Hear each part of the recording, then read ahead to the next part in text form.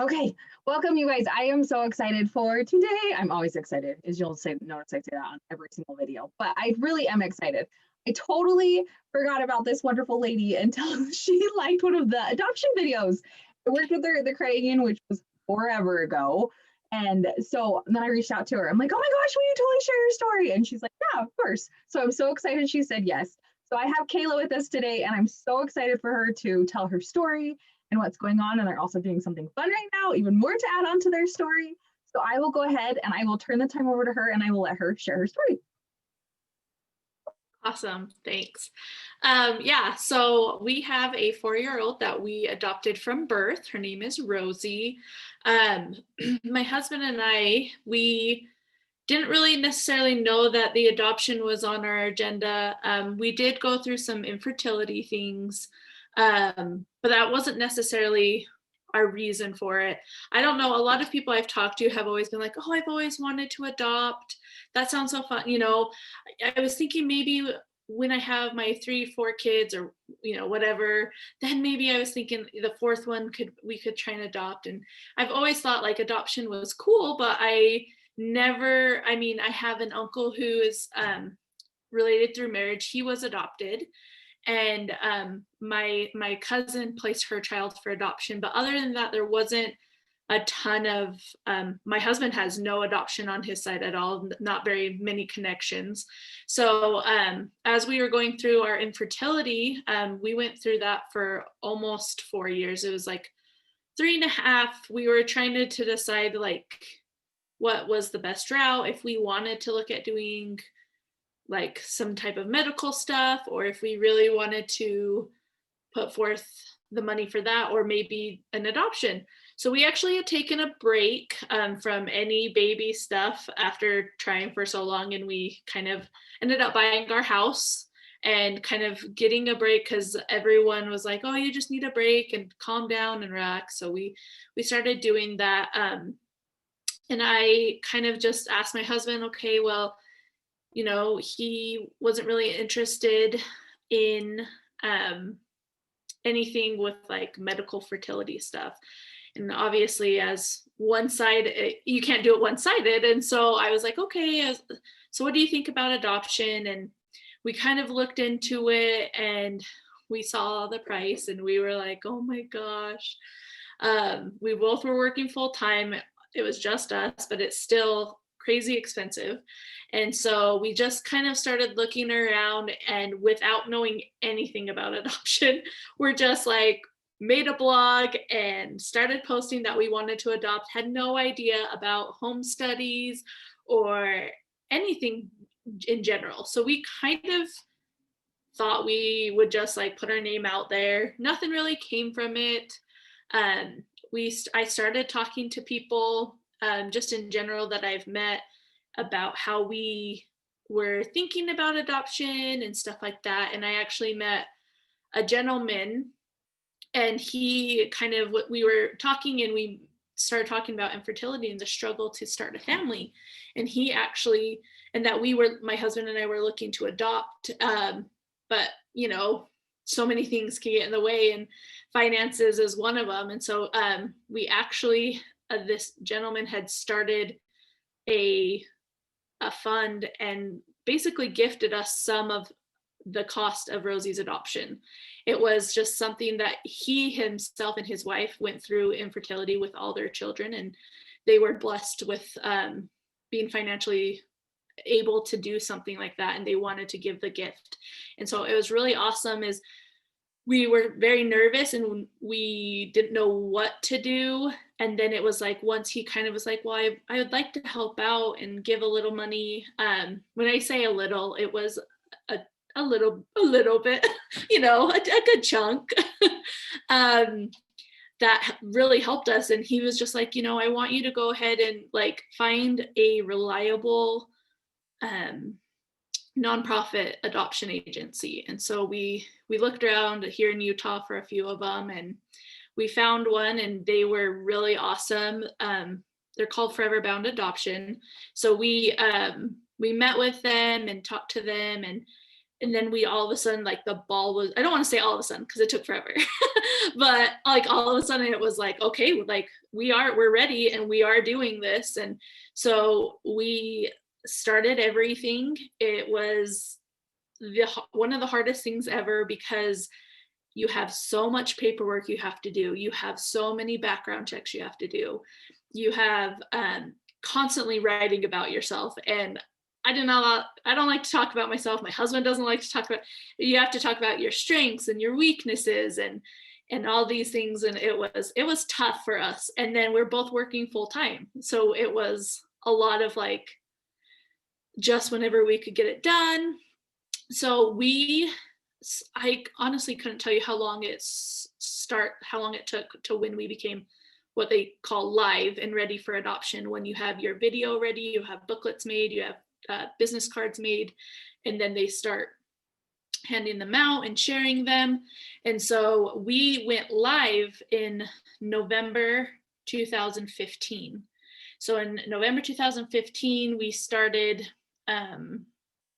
doing, that's when our adoption agency started sharing our information to everyone and stuff. And it was hard because I am a person who wants to be involved. So I was constantly like texting him or emailing him, calling him, being like, hey, any potential, expecting moms like wanting to talk to us. And they say, you just gotta wait. It's gonna be the perfect fit at the perfect time. It's just gonna happen. Some people it happens really quickly, and other people it can take a couple years. Sorry, my cat just jumped in here.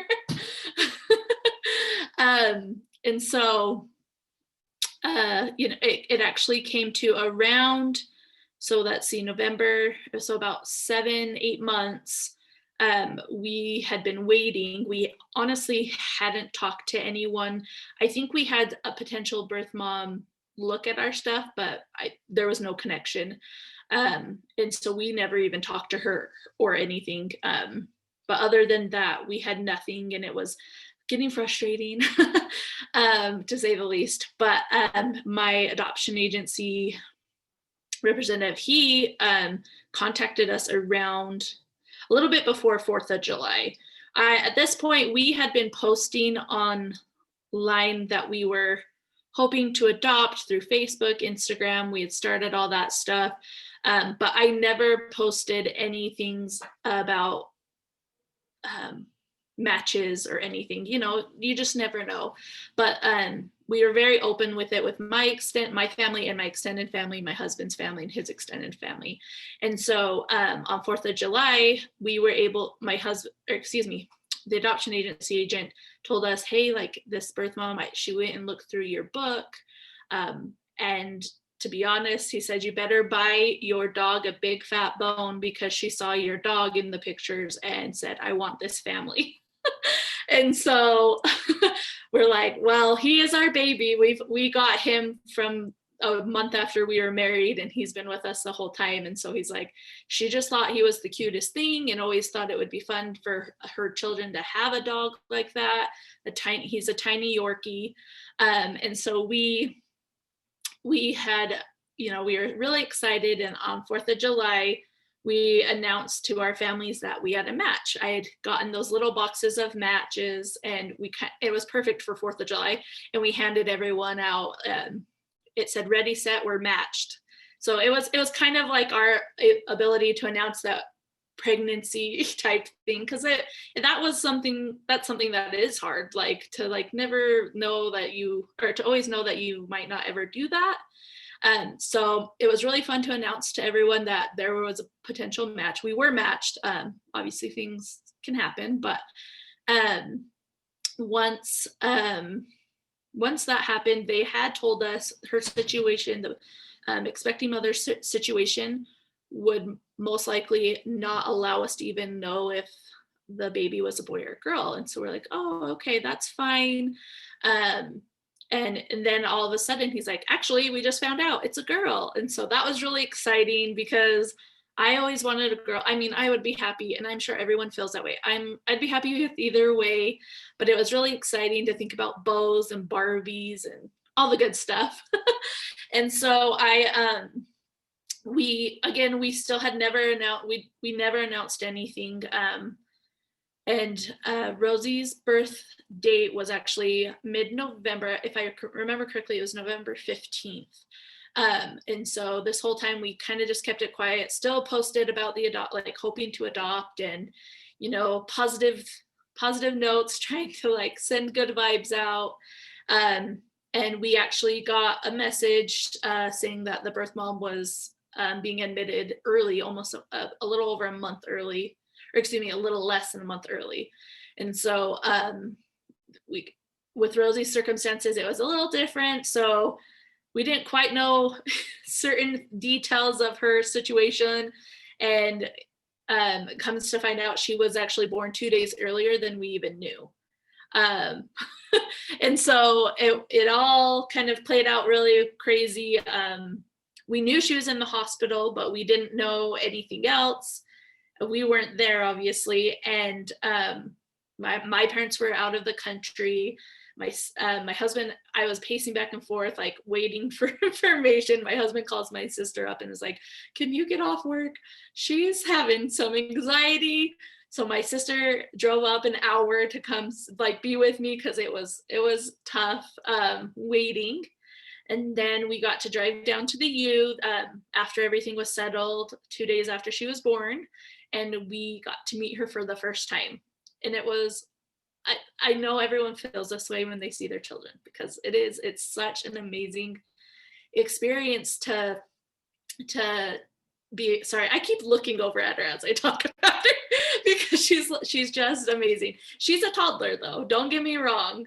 Life is not always perfect, but she is she's amazing. And so yeah, it was definitely love at first sight with her. She was this tiny little thing, still on oxygen after she was born, for about 3 weeks. And it was obviously a new parent situation where we had no idea what we were doing.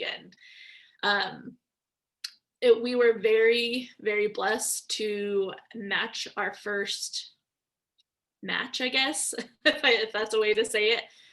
We never had any fall throughs with adoption or anything like that. We never put any money towards any other adoption and then have something happen. So we were very blessed with that, and the fact that we were just there. I mean, if you could see a picture of my daughter and next to my husband especially, she looks exactly like him. So it's so crazy. Most people, if they've ever heard her story, they're like, "Oh yeah, I would never assume she was adopted." And yeah, so that's, I would say, like, one of the hardest things was obviously like the financial side of things. And I always try and tell people about that is there are so many grants that you can find. We actually, you were saying we have some exciting adventure news. We just finished our second home study for the process of a second adoption. So we are getting ready to adopt at some point. There's no baby already there or anything, but we just finished yesterday our second home study. So hopefully within a couple of weeks, all our paperwork will be ready and we'll be able to start the search for our second adoption, which we're super excited for. But yeah, so I have been on the hunt for any type of financial aid. One thing I always tell people if they've asked it, I said, so at the time of Rosie's adoption, I've told people to look at their health insurance, because some health insurances, so specifically Mountain America, where we at the credit union, they, at that time, our health insurance, there was what they called an adoption indemnity, if I can say that right. I'm not sure if I did. Basically, it kind of said, out of what you would have spent out of your max or out of your deductible, that if you had met your deductible, they would reimburse you that amount, if that makes sense. So it's not necessarily, I mean, if we wouldn't have gone to the doctors at all that year, we wouldn't have gotten anything, but just normal visits and stuff like that. We actually were able to get a little bit of money from them afterwards. After it was a few months after, when all the paperwork had been processed after she was born, but you know, it was kind of helpful for that part of it.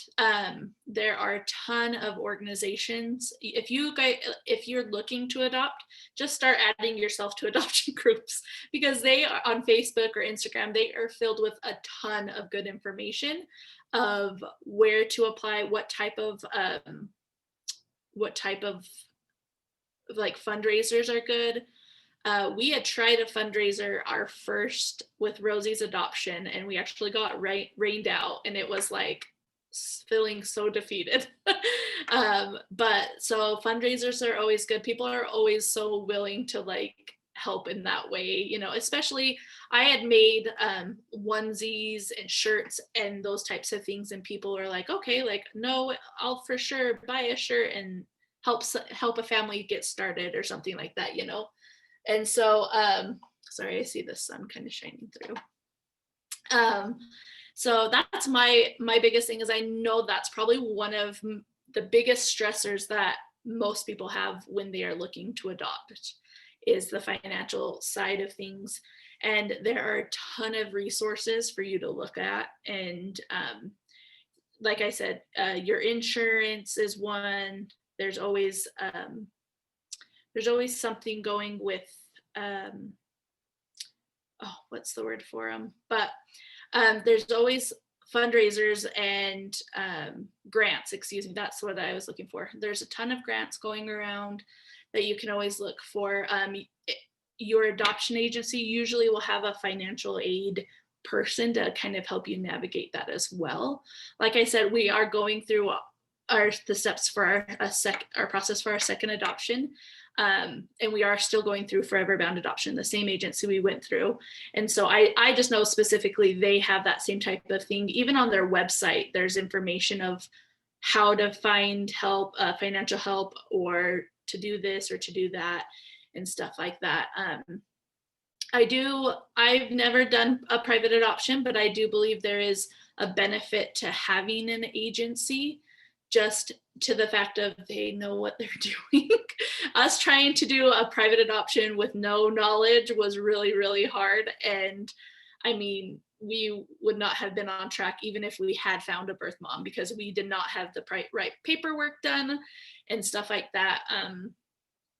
We also did interview a few agencies, and like I said, we ended up with Forever Bound.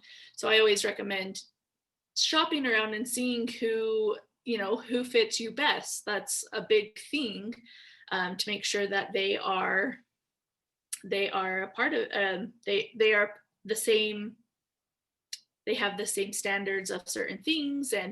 And I know from our experience that they try their hardest to get like the birth moms on all the services they can to help the birth mom, but to also help you financially, because you end up using there are a lot of funds that you help the birth mother with. And so if you can get them on Medicaid, so then you're getting help in a roundabout way, because they're getting it paid for and stuff. I'm trying to think of anything else. I don't know. No, I think it's awesome. And I love what you said. And every single birth mom, not birth mom, adoptive mom that I have spoken to, they've said exactly what you said. Like, as soon as they've seen that child, even though the child physically may have not come from them, 100%, they knew right away. Like, they just knew. And I think that's so amazing, because I know somewhere in the universe, you guys were meant to have that bond with that baby. It's meant to. Like, it's just, you know what I mean? Meant to happen. And I love all the resources, because I don't know that I've had anybody go really into depth more about like the financial aid. And I had no clue. I think that's great. And I think that's great to tell people to go to Facebook groups. I mean, seriously, with social media now, there is so much information out there and so many people willing to help. And I think that is so amazing that guy wanted to pay it forward. Like, oh, I had all the money in the world. Totally. Right. Like, that huge, he made such a huge life-changing experience for you guys. I think it's amazing.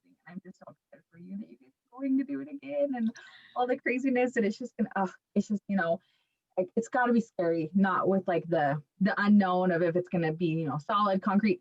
How long did it take? Like, I know it's been different because with mine, my parents had to wait 8 months until it was finalized. I don't know if it's different because it was international. Did you guys have a waiting period for it to be finalized per se with her? So in the state of Utah, there is the birth moms has 48, they have to wait 48 hours, which is a very short time for, I'm pretty sure, I don't think there's any other state that has that short of time. So the birth mom I'm pretty sure it's 48 hours, but it even could be 24, but I'm thinking 48 hours before they're even allowed to sign parental rights away. And then once that's that's all done, adoption happens at 6 months. The full legal part of it, where you go to the courthouse and you get all your family there, that is done at 6 months old. So. Okay, cool. Yeah, good to know. Because I know it's different. And I mean, it's crazy to have all the things I've learned, even like foster care immediately. Just immediately as soon as you have that kid or that baby home. So no, I'm trying to think if there's anything else. I love, like, seriously, you covered so much and I love it. Like, I love that you know everything, and seriously to help people, because I think that is amazing, because there are so many people out there. And it breaks my heart, like, that you can't have babies necessarily naturally from you, but the way that you get them, I still think is so amazing. And so I just think it's wonderful. And, sucky as it is, you're one of the strongest people, because seriously, like, all these people that I've met, these women, I've interviewed one guy, but like, just such strong people. Like, people were meant to play these roles, whether being the birth mom or an adoptee, or, I mean, I know it's not always the case, but I've been so lucky to interview so many amazing people. And your little girl's so freaking cute. And she's just, I'm so excited for you guys to grow your family and just, I'm so happy. Yeah, thank you. Anything else? Or I just wanted to say that, like, I'm totally open. If people ever have questions, like you said, I go into depth. I'm all about our adoption story in our life. I mean, adoption is now our life. So there are hard things with it. There are times we are very open with she's now 4. She just turned 4 last month. We're already very open. She knows she's adopted. She might not quite understand everything about adoption, but she knows she has a birth mom and a birth dad. She knows that they are the ones who, she grew in her birth mom's tummy, is what she always says. But I try and make sure that I know everything about adoption. I read constantly about it.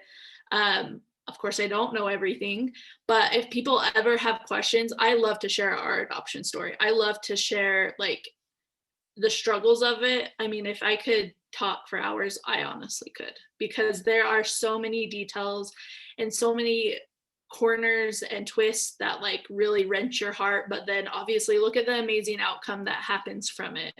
We are so blessed to have such an amazing daughter. And although we don't have an open adoption, and that was by our birth mother's choice, we are so blessed to, sorry, my cat's tail is about to, like, go right in the view of the camera again. He just likes to be a part of life. Even though we don't have that connection with our birth mom by her choice, we always try, and I'm currently writing and illustrating a book about Rosie's adoption for herself. I'm not to sell or anything. It's just, I want her to have a gift. It's about a little seahorse who was adopted. And that I just wanted it to be very specific to her adoption story. Because there are quite a few good adoption books out there, but every adoption is different. So it's hard to, like, find a book that explains everything and what's best for them. But yeah, if anyone ever wanted to reach out to me, you can always, connect through you, and I'm totally open about everything. No, I love it. And then, I'll tag you on Facebook and I'll tag you on Instagram too. So then if they have any questions, or they can comment below, and then I can also tag you that way if they comment on anything. But that way they can find you. So seriously, Thank you. I love it. And I know with anybody and everybody's story, seriously, you could probably talk all day about it, but thank you for condensing it. It's still beautiful and wonderful. And I love hearing these because they're just amazing. Like it's something that fueling me, especially with this year, how crazy this year has been. Right. All this light and happiness with everything that, you know, like that's where it's at is family. So I really appreciate you taking some time to sit down with me today and do this. And like I said, if you guys have any questions for Kayla, please comment and I can reach her or I'll just tag her and then she can see all the comments that way. So seriously, thank you so, so much.